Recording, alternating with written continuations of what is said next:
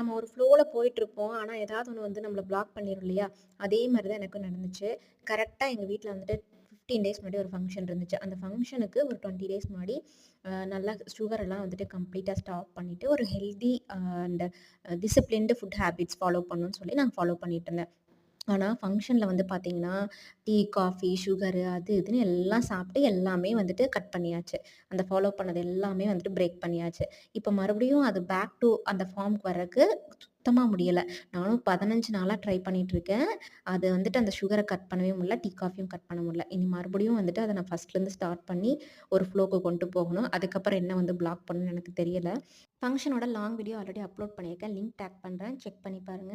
And இன்னைக்கு என்ன சமையல்னு பார்த்தீங்கன்னா, காலைலத்துக்கு இட்லி, பாசிப்பருப்பும் பீர்க்கங்காயும் போட்ட ஒரு பருப்பு குழம்பு. மத்தியானத்துக்கு வந்துட்டு mushroom just butter, salt, pepper மட்டும் ஆட் பண்ணி சாட்டே பண்ணிட்டேன் சிம்பிளா. கூட வந்துட்டு பச்சை பட்டாணி மட்டும் ஆட் பண்ணி முடிச்சாச்சு.